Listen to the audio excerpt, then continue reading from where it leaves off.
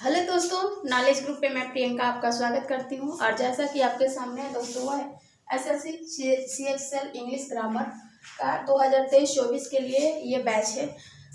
आज जो part of speech में टॉपिक चल रहा है दोस्तों हमारा, वो है नाउन। हम स्टार्ट किए हैं आज नाउन में सेकेंड क्लास से।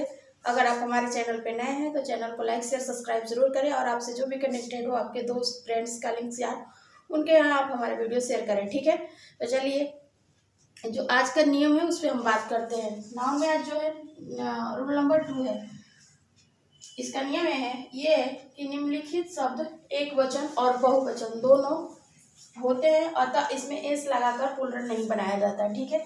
जैसे कि जो वर्ड है, जैसे कि 4 वर्ड है, इसके साथ अगर आप एस लगा के बनाते हैं तो आपका सेंटेंस गलत हो जाएगा। जैसे कि वर्ड है ऑफ स्प्रिंग, सीप, इशू और फिश, ठीक है। अब इससे संबंधित कुछ एग्जाम्पल देख लेते हैं जो कि एग्जाम में संभवतः आपको देखने को मिलता है। जैसे कि एग्जाम्पल है आपके सामने कि fishes are swimming in the pond.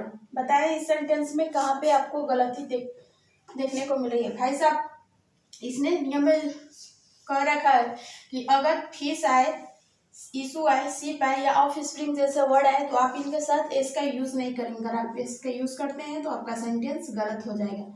तो सही क्या होगा, तो फिश यहाँ पे यूज करेंगे, ठीक है। अगला वर्ड, अगला दूसरा एग्जांपल देख लेते हैं। आई सा अ फ्लॉक ऑफ शिप्स। देखो यहाँ पे भी जो है इन भाई साहब ने शिप से यूज कर रखा है, इसका प्रयोग नहीं करेंगे। यहाँ पे जो सही वर्ड होगा वो होगा शिप, ठीक है। तीसरा एग्जांपल है आपके सामने कि two sheep has gone out of my pen, no error. बताएं, ऐसे क्वेश्चन आपको एग्जाम में देखने को मिलता है एरर से रिलेटेड, ठीक है। तो अब हम बात करें इसकी गलती की, तो ये जो है भाई साहब इन्होंने शिप के साथ हैज का प्रयोग किया है, ठीक है। और शिप जो है एक तो आती नहीं है क्योंकि पूरी उनकी जाति की बात होती है, तो यहाँ पे जो होगा भाई साहब हैज का प्रयोग ना होके होगा हैव का, ठीक है। तो आई थिंक ये आपको ये नियम और एग्जाम्पल अच्छे से समझ में आ चुका होगा। अब हम आगे बात करें आपसे।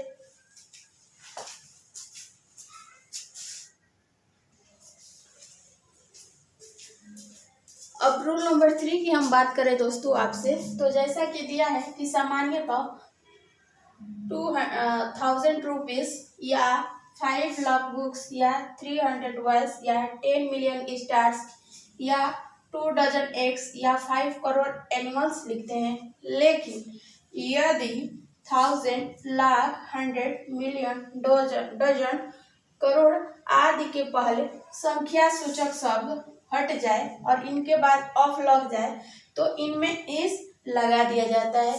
जैसे कि एग्जांपल के तौर पे हम आपसे बात करें मित्रों, तो 1000 ऑफ रुपीस यानी हजारों रुपया, या लाख ऑफ बुक्स लाखों किताब, या 100 ऑफ बॉयज, ठीक है, 100 लड़के, या डजन ऑफ एग्स यानी एक 1 डजन में जो होते हैं 12 होते हैं, ठीक है। आगे है करोड़ ऑफ एनिमल्स, ठीक है। ये तो थे इससे नियम और उससे संबंधित कुछ उदाहरण, ठीक है। अब देख लेते हैं इसमें कि इसमें एरर से रिलेटेड क्वेश्चन कैसे आपको एग्जाम में देखने को मिलते हैं। तो चलिए, अगर आप इसका स्क्रीनशॉट लेना चाहते हैं तो take your the proper screenshot, और हम इसमें आगे बात करेंगे एरर से रिलेटेड क्वेश्चन।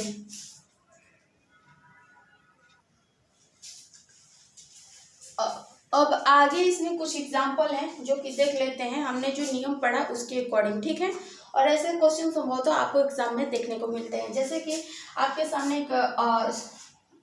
एक सेंटेंस है कि I have bought 2 dozen egg. बताएं इस सेंटेंस में कहाँ पे एरर है। तो देखो भाई, इसमें 2 डजन एग्स की बात किया है, ठीक है। इसमें अगर ऑफ का प्रयोग होता तो तब तो ठीक था डजन्स, लेकिन अगर 2 डजन एक की बात किया है तो यहाँ पे डजन्स में जो है एस का प्रयोग नहीं होगा, तो किसका प्रयोग होगा, यहाँ पे जो प्रयोग होगा डजन का प्रयोग होगा, ठीक है। तब जाके आपका सेंटेंस करेक्ट हो जाएगा। दूसरा सेंटेंस आपके सामने है कि he has gone 3 to buy 100 of pens। बताओ इस सेंटेंस में कहाँ पे गलत है।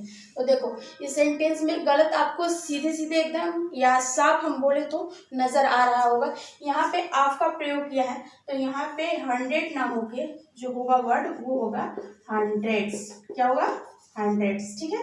तब जाके आपका सेंटेंस सही होगा, ठीक है। अगला है सेंटेंस आपके सामने, वो है कि we can't count the stars. ठीक है, हम लोग जो है तारों को नहीं गिन सकते, because there are crore of stars in sky. ठीक है, क्योंकि आसमान में जो है करोड़ से भी ज्यादा जो है क्या है, तारे हैं। तो देखो यहाँ पे ऑफ का प्रयोग किया है, तो यहाँ पे करोड़ ना के करोड़ होना चाहिए। ठीक है, क्या होना चाहिए, तो करोड़ होना चाहिए। ठीक है, आई थिंक ये आपको अच्छे से एग्जांपल समझ में आ रहा होगा। अगला एग्जांपल है कि यू हैव विजिटेड 200 प्लेस। बताओ इस सेंटेंस में कहाँ गलत है। तो इस सेंटेंस में कहीं पे भी गलत नहीं है। ठीक है, तो आई थिंक ये आपको नियम और एग्जाम्पल बहुत अच्छे से समझ में आ गया होगा। तो take your the proper screenshot. ठीक है, आगे हम नियम बात कर रहे जो दोस्तों आपसे।